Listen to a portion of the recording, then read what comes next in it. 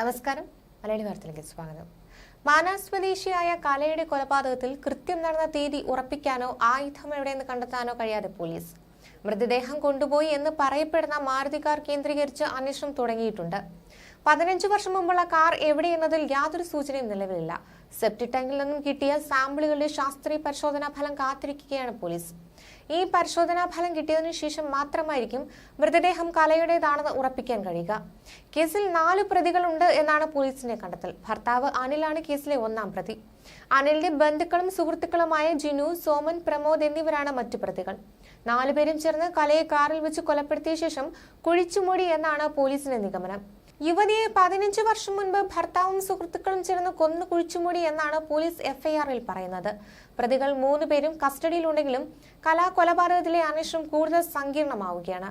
ശാസ്ത്രീയ തെളിവുകളുടെ അഭാവമുള്ള കേസ് എങ്ങനെ കോടതിയിൽ നിലനിൽക്കുമെന്നതാണ് പോലീസിന് മുന്നിലുള്ള വെല്ലുവിളി. അതുകൊണ്ട് തന്നെ പരമാവധി തെളിവുകൾ ശേഖരിക്കുകയാണ് പ്രത്യേക അന്വേഷണ സംഘം. കലയെ കൊന്ന ദിവസം പോലും കൃത്യമായി രേഖപ്പെടുത്താനായിട്ടില്ല. പെരുമ്പുഴ പാലത്തിന് സമീപത്ത് വെച്ച് കലയുടെ മൃതദേഹം കണ്ടെന്ന് പറഞ്ഞ പ്രതികൾക്കും സാക്ഷികൾക്കും ദിവസം ഓർമ്മയില്ല. കൊലപാതകത്തിന് ഉപയോഗിച്ച ആയുധം ഏതെന്ന കാര്യത്തിലും വ്യക്തതയില്ല. ഇതിനെല്ലാം ഉത്തരം കിട്ടേണ്ടതിന് ശേഷമായിരിക്കും പ്രതികളെ സംഭവ സ്ഥലത്തെത്തിച്ച് തെളിവെടുപ്പ് നടത്തുക. 1-ാം പ്രതി അനിലിന്റെ അടുത്ത സുഹൃത്തുക്കളെ ചോദ്യം ചെയ്യുന്നത് തുടരുകയാണ്. മാന്നാർ സ്വദേശികളായ ഒരാളെ കഴിഞ്ഞ ദിവസം നെടുങ്കണ്ടത്തെത്തി പോലീസ് കൂട്ടിക്കൊണ്ടുവന്നിരുന്നു. അനിലിനെ ഉടൻ തന്നെ നാട്ടിലെത്തിക്കാനുള്ള ശ്രമത്തിലാണ് പോലീസ്. കലയുടെ ഭിന്നശേഷിക്കാരനായ സഹോദരനെയും മൊഴിയെടുത്തിരുന്നു. 1-ാം പ്രതി അനിൽകുമാർ കൊല്ലപ്പെട്ട കലയുടെ മൃതദേഹം മറ്റൊരിടത്തേക്ക് മാറ്റിയെന്നാണ് പോലീസ് സംശയിക്കുന്നത്. മൃതദേഹം ആദ്യം സെപ്റ്റിക് ടാങ്കിൽ തള്ളിയ 1-ാം പ്രതി കൂട്ടുപ്രതികൾ അറിയാതെ മൃതദേഹം ഇവിടെ നിന്ന് മാറ്റിയെന്നതാണ് സംശയം. അതിനാൽ തന്നെ 1-ാം പ്രതിയായ അനിൽകുമാറിനെ എത്രയും വേഗം കസ്റ്റഡിയിൽ എടുക്കുക എന്നത് കേസിൽ അനിവാര്യമായിരിക്കുകയാണ്. നിലവിൽ ഇയാൾ ഇസ്രയേലിലാണ്. കലയെ കൊലപ്പെടുത്തിയ മൃതദേഹം സെപ്റ്റിക് ടാങ്കിൽ തള്ളിയതായി അറസ്റ്റിലായ പ്രതികളിൽ ഒരാളാണ് മൊഴി നൽകിയത്. ഇതനുസരിച്ചാണ് പോലീസ് സംഘം അനിൽകുമാറിന്റെ വീട്ടുവളപ്പിലെ സെപ്റ്റിക് ടാങ്ക് തുറന്ന് പരിശോധന നടത്തിയത്. എന്നാൽ ഈ പരിശോധനയിൽ മൃതദേഹാവശിഷ്ടങ്ങളൊന്നും കിട്ടിയിട്ടില്ല എന്നാണ് സൂചന.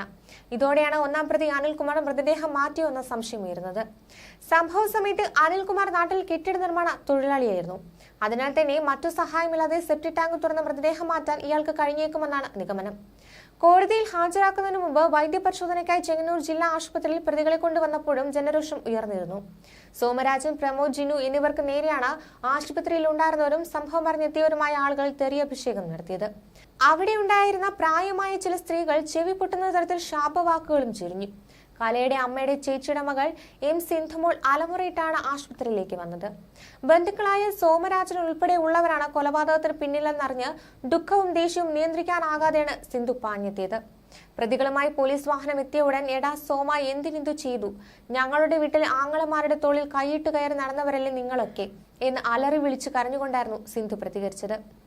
എന്നാൽ എന്റെ അമ്മയെ ആരും കൊന്നിട്ടില്ല, ജീവനോടെയുണ്ട്, തിരികെ കൊണ്ടുവരുമെന്നാണ് +1 വിദ്യാർത്ഥിയായ കലയുടെ ഏക മകൻ മാധ്യമങ്ങളോട് പ്രതികരിച്ചത്. ഇസ്രയേലുള്ള അച്ഛനുമായി സംസാരിച്ചു. കേൾക്കുന്നത് പോലെ ഒന്നും ഉണ്ടായിട്ടില്ല എന്നാണ് അച്ഛൻ ഫോണിലൂടെ പറഞ്ഞത്. സംഭവം അറിഞ്ഞതിനു ശേഷം സ്കൂളിൽ പോയില്ല. സഹവിദ്യാർത്ഥികളെ എങ്ങനെ അഭിമുഖീകരിക്കുമെന്നും സങ്കടത്തോടെ മകൻ പറഞ്ഞു. പരിശോധന നടത്തിയിട്ട് എന്ത് കിട്ടിയെന്നും മകൻ ചോദിച്ചു. പോലീസിന്റെ കഥകൾക്ക് വിശ്വാസ്യത ഇല്ലെന്ന് വളരെ വൈകാരികമായാണ് മകന്റെ പ്രതികരണം. ന്യൂസ് ഡെസ്ക് മലയാളി വാർത്ത.